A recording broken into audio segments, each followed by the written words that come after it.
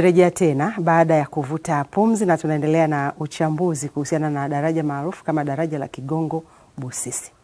Lugenzi Kabale, utakubaliana nami, Rais Samia alilipokea daraja hili kutoka kwa mtangulizi wake hayati Dr. John Pombe Magufuli.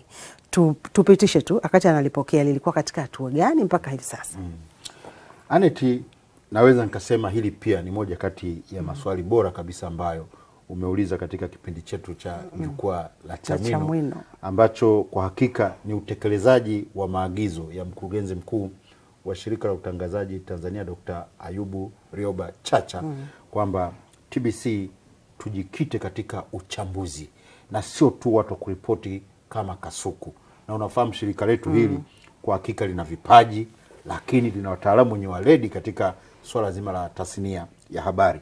Na hii ndio mojawapo kwamba sisi sasa hapa tunalofanya ni kuchambua miradi hii na manufaa gani, kimefanyika nini na inaenda kuleta athari gani kwa maisha ya Watanzania, athari chanya. Lakini pia tunaangalia nafasi ya ambayo viongozi wetu wakuu wameweza kusimama katika nafasi ya utekelezaji wa hayo ambayo tunayachambua.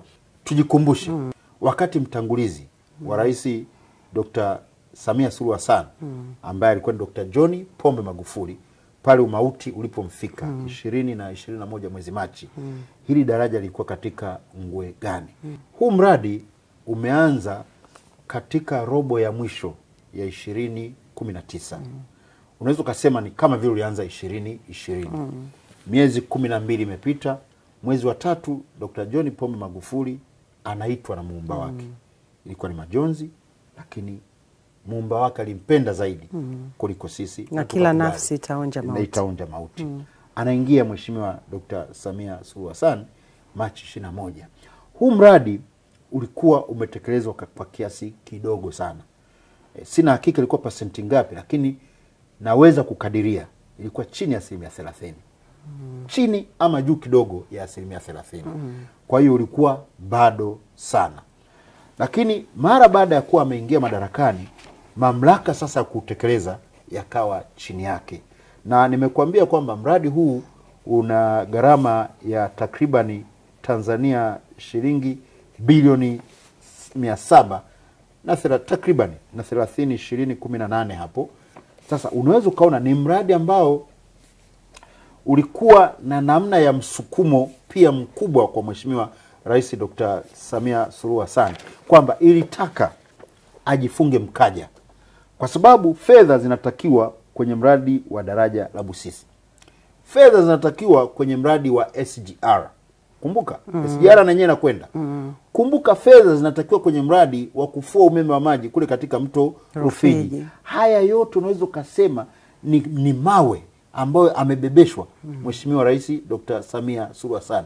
Yote yanamtazama mama wa watu ambaye ana watoto wake aseme jambo. Aseme jambo au afanye jambo. Sijui unanielewa. Kwa hiyo toka kidogo ya 30% au chini ya 30% mpaka leo tunazungumza, mradi huu umeweza kukamilika. Kwa hakika Mheshimiwa Rais Dr.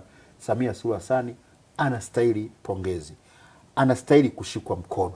Anastahili kuambiwa Mheshimiwa Rais asante, kwa sababu kwa uongozi wako huu mahiri, kwa uongozi wako wenye matokeo chanya tumeweza kupata daraja.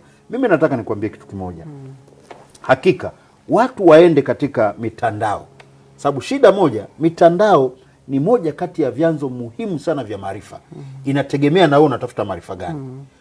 Watu wanaacha kupata maarifa yanayotakiwa, wanakwenda kwenye vitu ambavyo haviwezi kuwasaidia. Lakini nenda katika mitandao ukaulize utekelezaji wa baadhi ya miradi kwenye nchi.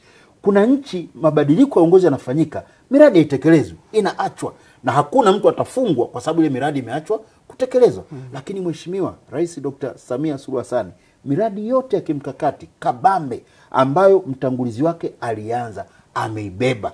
Lakini sio tu kwamba ameibeba, tunapaswa utambue Mheshimiwa Rais mimi namtazama kwa macho tofauti sana. Yaani Mheshimiwa Rais amejivisha dhima ya kukwamua miradi yote ambayo toka awamu ya kwanza mpaka awamu yake ilikuwa haijatekelezwa. Hivi unafahamu mradi wa chuma wa Liganga kule katika mkoa wa Njombe ni mradi wa baba wa taifa.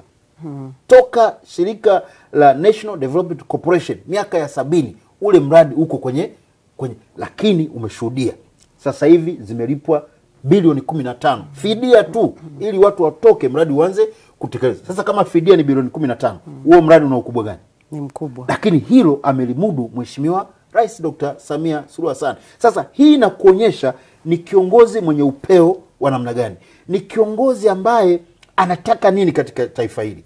Sasa hilo amelithibitisha katika mradi wa daraja la Busisi, leo umekamilika. Kwa hakika ni kuthibitisha kwamba amesimama kidete, lakini kuthibitisha kwamba yeye kama Dr. Samia Suluhu Hassan ameweza kuthibitisha quality ya uongozi wake.